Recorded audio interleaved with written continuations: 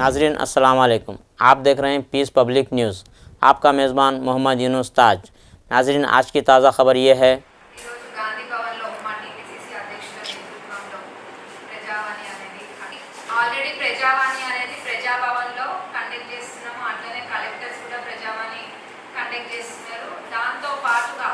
గాంధీ భవన్లో ప్రజావాణి అని పెట్టినాము. అంటే ప్రతి అడుగు కూడా ప్రజలకి చేరువగా ఉండేటట్టుగా కాంగ్రెస్ ప్రభుత్వంలో తీసుకుంటున్నాము.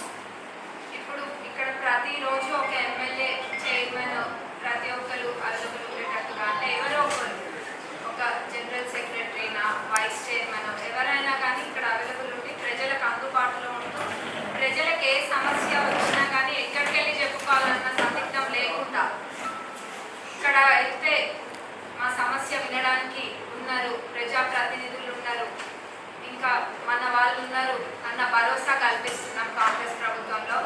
గతంలో ఎవరు కూడా ఇంత చేరువగా ప్రజలకు వెళ్ళలేదు. ఇక్కడ మరి వాళ్ళు ఫామ్ హౌస్ పరిపాలన చేసుకుంటూ వచ్చిండ్రు.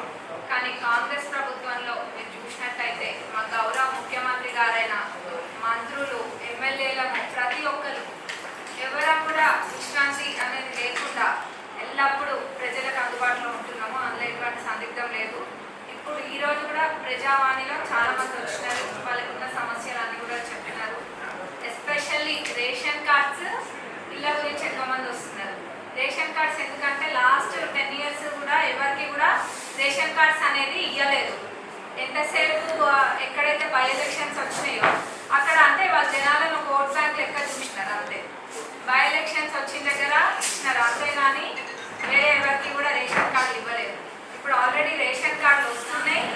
ఇప్పుడు అర్హులైన ప్రతి ఒక్కరు, ఇంకా రాని వాళ్ళు ఎవరైనా అప్లై చేసుకోండి. ప్రతి ఒక్క అర్హులకి ఇర్రెస్పెక్టివ్ ఆఫ్ పార్టీస్ మీకు ఖచ్చితంగా రేషన్ కార్డులు వచ్చింది. ఇల్లు కూడా అంతే. ఇల్లు 2-3 విడతలుగా వస్తున్నాయి. ఆల్రెడీ మా నియోజకవర్గం, అంటే మా నియోజకవర్గం అనే కాదు ప్రతి నియోజకవర్గానికి కూడా ఇందిరమ్మ రాజ్యంలో ఇందిరమ్మ ఇల్లు ప్రతి పేదవాళ్ళకి రావాలన్న సంకల్పంతో మేము ముందుకెళ్తున్నాము. మా నియోజకవర్గానికి కూడా వచ్చినాయి. అందులో భాగంగా 3500 ఇల్లు, ప్రతి ఇల్లు కూడా అర్హులైన పేదవాళ్ళకి పెట్టియడం జరిగింది. అంతేగాని గతంలో వాళ్ళ లెక్క కండువా వేస్తున్న వాళ్ళకి కాదు. మీరు పార్టీ మారాలి అని వాళ్ళు ఇబ్బందులు పెట్టినట్టు కాదు. ఇది ఒక ప్రజా ప్రభుత్వం, ప్రజలకి ఎల్లప్పుడూ అందుబాటులో ఉండే ప్రభుత్వం, ప్రజలకి అనుకూలంగా ఉండే ప్రభుత్వం, ప్రజల సమస్యలు తెలుసుకోవడానికి ప్రజలలో ఒకలాగా ఉండే ప్రభుత్వం. దానికి నిదర్శనం ఈ ప్రజావాణి అయినా కానివ్వండి, పాదయాత్ర అయినా ఏవైనా కానివ్వండి, అన్ని ప్రతి ఒక్కటి ప్రజలకు అనుకూలంగా ఉండే విధంగా చేస్తున్నాము. ఫైనాన్షియల్గా కూడా ఎన్ని క్రైసిస్ ఉన్నా కానీ ప్రజలకి మాట ఇచ్చినాము అని చెప్పి వాళ్ళకి చెప్పిన దానికన్నా ఒకటి ఎక్కువనే, అంటే ఏది ఉపయోగపడుతుంది ఎక్కువ ప్రజలకి అని చెప్పి పేదవాళ్ళకి ఆ విధంగా చేసుకుంటాం.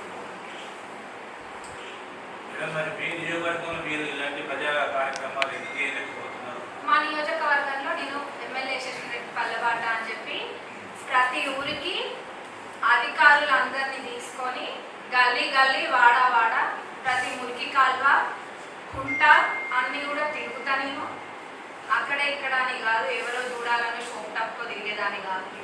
ప్రజల సమస్య తీరే విధంగా నేను తిరుగుతా. నేను ఆల్రెడీ ఆ కార్యక్రమం మా నియోజకవర్గంలో మొదలుపెట్టిన 13 ఊళ్ళు అట్లా కూడా తిరగడం జరిగింది. ఏంటంటే ఏదో షోప్ టప్ కాదు, వెళ్తే అక్కడ ప్రతి చిన్న మురికాల నుంచి మొదలు పెడితే ఇంటి సమస్య దాకా అన్ని తెలుసుకొని వస్తాము.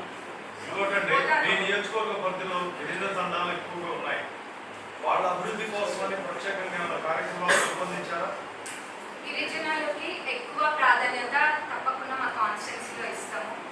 ఏది ఇదనే కాదు, ఏదైనా సిఆర్ఆర్లో అయినా, ఎంఆర్ఆర్లో అయినా, లేకపోతే గిరిజనులకి సపరేట్ కూడా ఫండ్ వస్తుంది. కానీ వేరే ఇవ్వచ్చినా కానీ, ఇల్లు అయినా కానీ, తండ్రులైనా ఇట్లాంటివి ఉన్న దగ్గర ఎక్కువ వాళ్ళకే పెట్టడానికి నేను మా నియోజకవర్గంలో 100% చేస్తాను. ఎందుకంటే వాళ్ళ దగ్గర అభివృద్ధి తక్కువ ఉంటుంది కాబట్టి వాళ్ళకే ఫస్ట్ ప్రియారిటీ మా దగ్గర ఇస్తాను. మీ నియోజకవర్గంలో సొంత పార్టీ నుంచే అసంతృప్తి కానీ అసమ్మతి కానీ ఎదుర్కొంటున్నారు. అసంతృప్తి లేదు, ఇంకేదో తృప్తి లేదు. అందరి తృప్తి కోసం వాళ్ళట్లో మాట్లాడుకుంటారు అంతే. దాని గురించి ఏముంటుందని ఏదో రాజకీయంగా ఎత్తులు జిత్తులు అట్లాంటివి చేసేవి కూడా నాకు రావు. డెవలప్మెంట్ గురించి నేను మాట్లాడతా, ప్రజలకు ఏమైనా సమస్య ఉంటే నేను చూస్తా, అది నా అజెండా. అంతేగాని ఎవరో ఏదో అనుకుంటున్నారు, ఎవరికో ఏదో కడుపు మంట వచ్చింది వాళ్ళకి అన్నది నాకు అనవసరం. మా పార్టీ ప్రతి కాంగ్రెస్ కార్యకర్తని కంటికి రెప్ప లెక్క కాపాడుకుంటాం. వాళ్ళ మనసులో ఎవరికైనా చెడు ఉద్దేశం ఉన్నా కానీ, నన్ను ఎవరైనా తిట్టినా కానీ నా ఎదురుగాకి వస్తే అన్న బాగున్నారా అని అడుగుతాం. మీ నియోజకవర్గంలో మీరంటే భక్తియా, భయమా, లేకపోతే సంతృప్తి, లేకపోతే అభిమానమా, ప్రేమ, ఏదండి అది నేను చెప్పదు. ప్రత్యర్థులు ఎప్పుడైనా కానీ వ్యతిరేకంగానే చెప్తారు. అది నేను ఎట్లా చెప్తాను? ఇప్పుడు నా మీద ప్రజలకు ఏముందన్నది ప్రజలు చెప్తారు. నాకు వాళ్ళ మీద ఏం ఆలోచనలు అన్నది అడిగితే నేను చెప్పగలుగుతాను. నాకు వాళ్ళు నన్ను నేను ఎవరన్నది అంత తెలియనప్పుడు కూడా మా అత్తమామలు చేసిన సేవా కార్యక్రమాలే కానివ్వండి, వాళ్ళ సొంత డబ్బులతోటి వాళ్ళు చేసిన అభివృద్ధి అవన్నీ కూడా చూసి నా మీద నమ్మకంతో వాళ్ళ ఆడబిడ్డ లెక్క అనుకొని నన్ను గెలిపించినారు. నేను ఎమ్మెల్యే కాగానే ఏదో వేరే అయిపోలేదు. నేను ఇప్పటికి కూడా వాళ్ళ ఆడబిడ్డని, వాళ్ళ కోడల్ని, పాలకుర్తి నియోజకవర్గ కోడల్ని, వాళ్ళ ఆడబిడ్డని, వాళ్ళకి ఏ సమస్య ఉన్నా కానీ నేను ముందుండి చేస్తాను. మీరు మాజీ మంత్రి ఎర్రబెల్లి దయాకర్ రావును ఓడించారు. మరి ఇప్పుడు మీకు అడుగడుగునా మీ పైన ఎట్లా ముందడుగు మీరు ఎట్లా వేస్తున్నారు? ఆ పార్టీ శ్రేణుల నుంచి ఎదురవుతున్నాయి వ్యతిరేకతను ఇప్పుడు ఎట్లా తట్టుకొని ముందుకెళ్తున్నారు? అది వ్యతిరేకత అని నేను అనుకోను. పార్టీ కోసం, పార్టీ మీద ప్రేమ ఉన్న వాళ్ళు ఎవ్వరు కూడా పార్టీకి వ్యతిరేకంగా పోరు. నాకు తెలుసు. అయితే నేనైతే ఎవరిని కూడా మేము ఎన్నడూ కూడా ఇబ్బంది పెట్టిన వాళ్ళం కాదు. ఇక్కడ మేము ఏదో ఇది చేసుకోనికి రాలేదు. ప్రజల సేవ కోసం వచ్చినాము. ఆ సేవలోనే ముందుకెళ్తాము. వ్యతిరేకత లేదు, ఇంకేమీ కూడా లేదు. నేను చెప్తున్నా, ఈరోజు ప్రతి కాంగ్రెస్ కార్యకర్త మా పాలకుర్తి నియోజకవర్గంలో కాపాడుకునే బాధ్యత మాది. ప్రజాపతితో ముఖ్యంగా ఇక్కడ చూసుకున్నట్టయితే మనకు రేషన్ కార్డులు ప్రీమియం ప్రధానంగా కామన్ కానీ ఇక్కడ చూసుకున్నట్టయితే ప్లేస్ ఉన్న వాళ్ళకి మీరు ఇల్లు అలాట్ చేయడం జరుగుతుంది. ప్లేస్ లేని నిరుపేదలకి ఏమి ఇస్తారు? మీరు అసలు ఫస్ట్ ప్లేస్ లేని వాళ్ళకే ప్రయాణం తీసుకోవాలి. ఎందుకని ఇది ఉద్దేశం.